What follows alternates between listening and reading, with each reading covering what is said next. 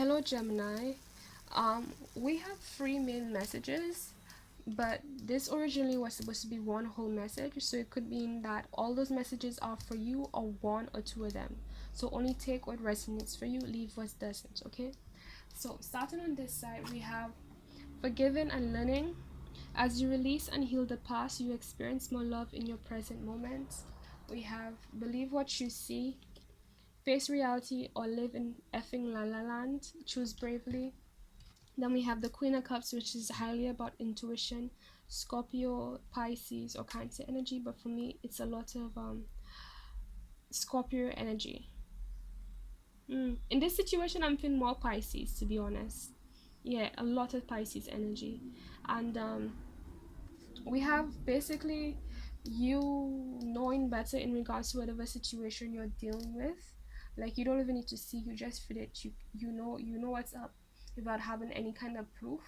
And you might be in a process where it's like there is some kind of lesson that was learned from the situation that you've recognized, that you have understood in terms of what it really was about. And most likely, like, you're in the process of moving on, because it's like, you have already seen what the whole picture is. Okay, now, in terms of what you experience, here are some of the signs that you might have witnessed with this person or situation. We have clashing views, different beliefs and values, can't feel at home, can't understand where you're coming from, and we have communication barriers. So that has a lot to do with values and beliefs, and people not seeing eye to eye because of their understanding of how things are or should be. People having two different contrasting kinds in terms of that. And so it's like, I can understand you because whatever reasons you have for believing what you believe in, I don't believe in that. So I don't get where you're coming from. Okay, the next card we got is hair for the benefits. Need their way, wouldn't be here otherwise. So they wouldn't be here otherwise, basically. And we have it's all about what is convenient for them. So they're just around for the benefits. They're not, it's not a situation where it's like, they are involved with you because they like you, or they like your product, or whatever you offer as it is. Like, if they didn't get some kind of something out of it, in terms of what they gain, like, they wouldn't be around. It's all about what they can get from you. It's not about liking you as an individual, if this is the person.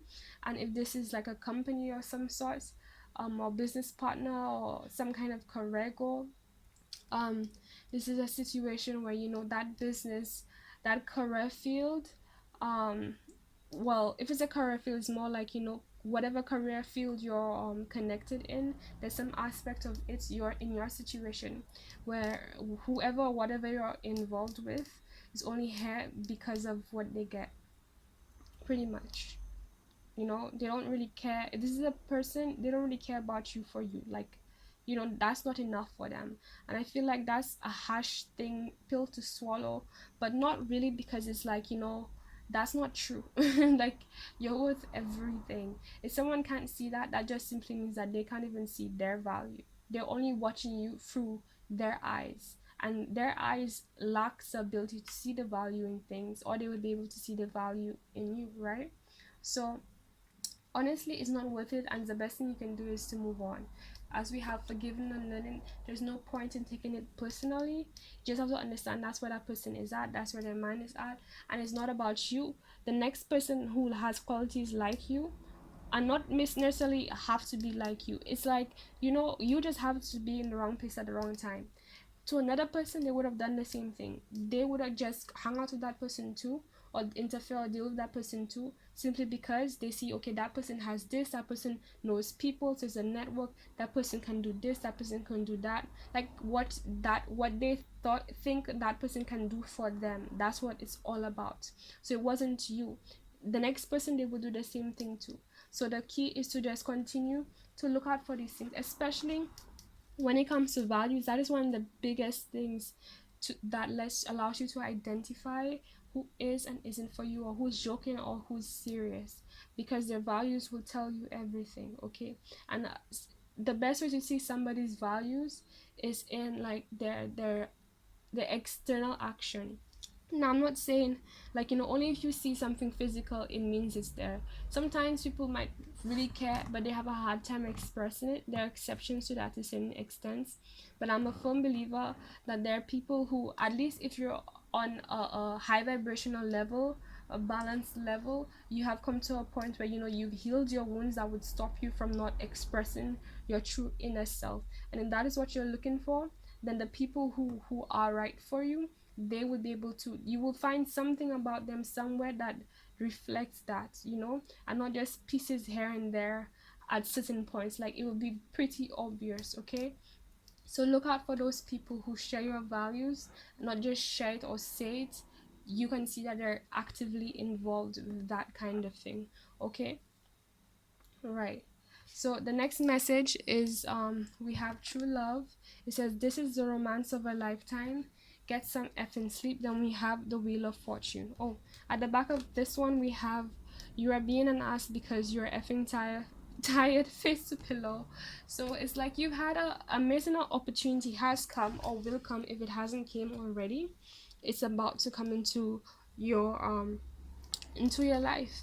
And you might be feeling a bit cranky in some regards or restless in some way, but that has more to do with you being very exhausted and needing to rest. Okay, and that's a good idea, because that's going to put you on the right alignment to attract true love, which is what you really want. And I feel like it's coming in, but you not being on alignment with that at any point in time can slow the process in terms of you manifesting that into your life, right? Because you attract what you are.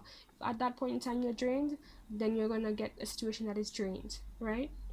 And you don't want that. So get rest, get sleep, nurture yourself, love on you, do what you gotta do, because the opportunity is here for things to change, a lot of beautiful things to come towards you, but you need to make sure that you're maintaining your alignment so that you're on par, so the flow can continue towards you. All right, okay. So in this last set here we have unrequited love. There is not enough attraction or chemistry to keep this relationship going. Excuse me. Then we have the devil, and then we have four of swords, right? So what I got is basically similar to this first message, where people are only in it because of the benefits, and otherwise it's like, they wouldn't be there. Like, if they had a better choice, they would leave. Pretty much, right? And I feel like that's what it is. Like, people are just settling for what they think they have to settle for, but honestly that's going to drain you, and that's going to take away from the energy that you need so that you can manifest things that are better. So if you are in that situation, you might as well just take yourself out of it completely, save your energy, regain your energy. And here's the other reason why too, right? When it comes to manifestation, like I said in this section, you get what you are, right? So if you're holding on to people and things, if you're holding on to a situation, which is basically you holding on to a sense of, that's what I have, so that's what I sell for, so that's what I will sell for, excuse me. That's an energetic signature that you're holding within yourself. So what are you going to attract?